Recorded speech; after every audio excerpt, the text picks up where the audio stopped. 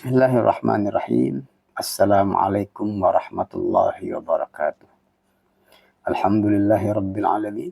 Allahumma salli ala Sayyidina Muhammad wa ala ali Sayyidina Muhammad, amma ba'du. Kaum muslimin yang Allah muliakan, jumpa lagi dengan lanjutan pembahasan tentang malam nisfu Sya'ban yang berkaitan dengan doa di malam nisfu Sya'ban. Masih dari kitab yang sama, kitab Madza fi Sya'ban, karya Sayyid Muhammad bin Ali al-Maliki al-Hasani.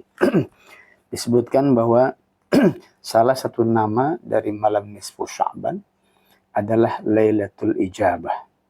Ya, disebutkan bahwa salah satu nama yang disematkan kepada malam nisfu Sya'ban adalah disebutkan nama lain adalah malam-malam ijabah. Wa min asma'iha Lailatul Ijabah. Di antara nama-nama nisfu Sya'ban, malam nisfu Sya'ban disebut dengan malam-malam ijabah. Sebagaimana riwayat dari Ibnu Umar radhiyallahu anhuma berkata bahwa khamsul layalin la yuraddu fihinna du'a. Ada 5 malam dalam setahun di mana pada malam-malam tersebut tidak akan tertolak doa yang kita panjatkan. Apa saja itu? Lailatul Jum'ah, doa di malam Jumat. Wa awal lailatin min Rajab, dan berdoa di malam bulan Rajab. Di awal malam-malam pertama bulan Rajab. Wa lailatul nisfi min Sya'ban, dan juga berdoa di malam nisfu Sya'ban. Dan wa lailatul qadar, dan juga berdoa di malam Lailatul Qadar. Dan juga berdoa Lailatul Aidaini, di malam Idul Fitri atau Idul Adha. Itu merupakan salah satu dasar bahwa di malam nisfu Sya'ban dianjurkan memperbanyak doa, karena malam itu insya Allah izin Allah Subhanahu wa taala doa-doa kita tidak akan ditolak. Kemudian berikutnya disebutkan di sini bahwa wa du'a'u min a'zami abwabil farj, bahwasanya doa itu adalah termasuk salah satu kunci untuk mencari pembebasan dari segala macam penderitaan, ya. Wa huwa miftahul hajah, dan bahkan doa itu pula menjadi kunci akan terkabulnya hajat-hajat kita semua. Maka dengan demikian Rasulullah bersabda, la tu'jizu fid du'a, maka janganlah engkau merasa berat untuk berdoa kepada Allah Subhanahu wa taala, fa innahu la yahlika ma'ad du'a ahadun.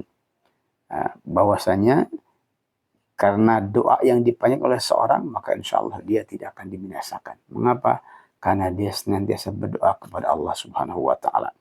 Bahkan Allah Subhanahu wa taala, Rasulullah SAW bersabda, innallaha rahimun karim, bahwasanya Allah itu maha pengasih, penyayang, dan maha karim, itu maha royal, itu ya, maha royal. Yastahyi min abdihi ayyarfa'a ilahi yadahi thumma la yadau fihi ma ajr fihi ma khairan. Allah sangat merasa malu kepada hambanya yang telah mengangkat kedua tangannya untuk berdoa kepada Allah Subhanahu wa taala. Kemudian Allah biarkan tangannya itu kosong tanpa dikabul hajatnya. Malu. Artinya apa? Artinya manakala kita mengangkat kedua tangan kita berdoa kepada Allah Subhanahu wa taala, maka Allah pasti akan mengabulkan doa-doa kita. Karena apa? Karena Allah malu ketika kita berdoa kemudian tangan kita dibiarkan kosong hampa tanpa ada qabulnya. Selanjutnya Rasulullah SAW bersabda, ma min muslimin yad'u bida'watin laisa fiha ithmun wala qati'atu rahmin illa a'tahu Allahu ihda salasin. Kata Rasulullah, tidaklah seorang muslim yang berdoa kepada Allah Subhanahu wa taala, kemudian di dalam doanya itu tidak ada unsur-unsur dosa-dosa, tidak ada unsur yang menjadikan putus silaturahmi, ataupun doanya tidak bernada permusuhan, ya, maka Allah akan berikan kepada orang tersebut 3 kondisi karena berkaitan dengan doanya. Yang pertama, imma ayyu'ajjila lahu bida'wati. Yang pertama, boleh jadi Allah akan segera mengabulkan permintaannya, ya. Atau yang kedua, wa imma ayyadakhiraha lahu fil akhirah, atau Allah akan menyimpannya doa-doanya tadi dan akan diberikan di akhirat nanti. Atau yang ketiga, wa imma ayyasrifa anhu minassu, atau bahkan Allah akan membebaskan orang tersebut, akan menjauhkan orang tersebut dari mara bahaya sesuai dengan doa yang dipanjatkannya. Inilah jaminan bagi kita yang berdoa. Pertama, boleh jadi Allah langsung qabul doa-doa kita. Atau yang kedua, Allah belum qabul, tapi Allah akan simpan di akhirat nanti untuk kita. Atau yang ketiga, Allah akan jauhkan kita dari bahaya yang setimpal dengan doa yang kita panjatkan. Maka oleh karena itu, kata Rasulullah SAW, fayuksiru minad doa, maka silakan perbanyaklah doa. Bahkan beliau bersabda, man sarrahu ayyastajiballahu lahu 'inda syada'id falyuksir minad doa firkha. Siapa orang yang senang Allah akan mengijabah doanya ketika dia sedang menderita, maka perbanyaklah doa di saat kita sedang lapang dan senang-senang. Ya. Kemudian Syed Muhammad menyimpulkan bahwa fahadzil ahadits wa ghairuha tadullu ala anna du'a min aqwal asbab fi daf'il makruh.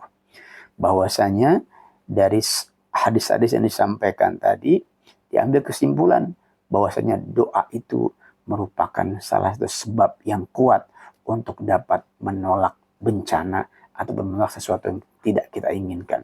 Wa huwa aduwwul bala yudafi'uhu wa yu'alijuh. Dan doa itu merupakan musuhnya atau lawannya bala dan bencana yang akan menghadang turunnya bala kepada orang-orang yang senantiasa berdoa. Bahkan lalu disampaikan di sini bahwasanya afada anna lid-du'a ma'al bala salasu maqamat. Bahwasanya kaitan dengan doa dan bala musibah itu ada 3 kondisi. Kondisi yang pertama, ayyakuna du'a aqwa minal bala fayadfa'u.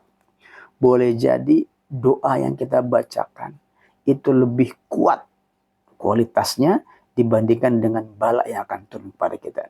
Maka karena doa kita lebih kuat, maka pasti akan menghalangi kita dari bala musibah yang akan menimpa kita. Kondisi yang kedua, ayyakuna du'a ad'afa minal bala. Boleh jadi doa kita lebih lemah daripada bala yang akan turun.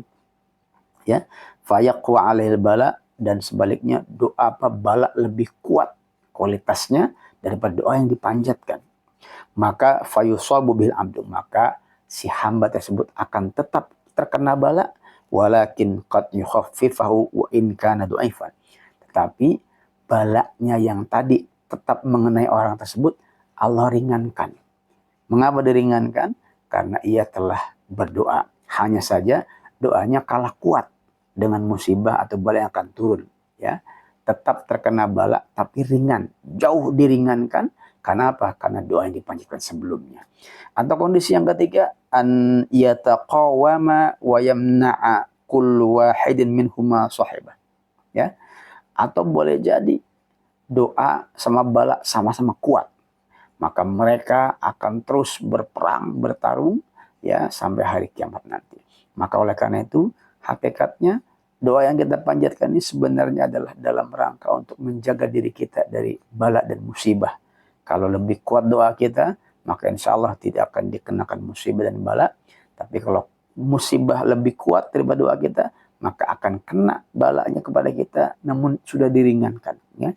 Atau kalau sama-sama kuat, dua-duanya doa dan bala lebih kuat, maka keduanya akan sama-sama bertarung.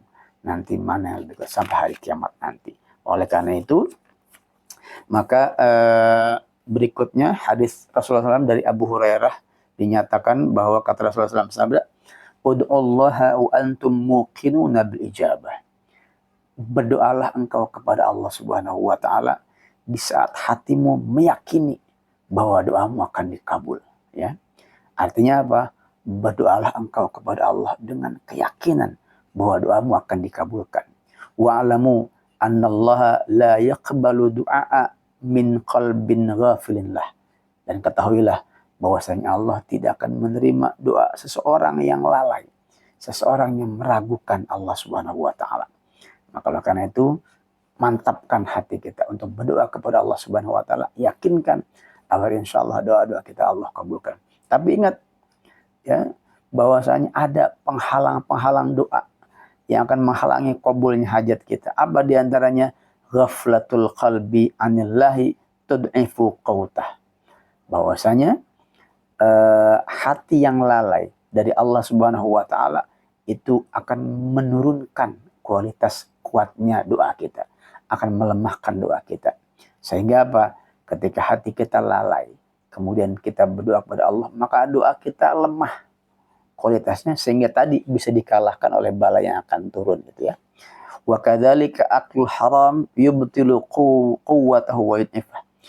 Bahkan kebiasaan memakan hal-hal yang haram itu pun akan melemahkan kualitas doa kita, sehingga akan dikalahkan dengan bala yang akan turun kepada kita.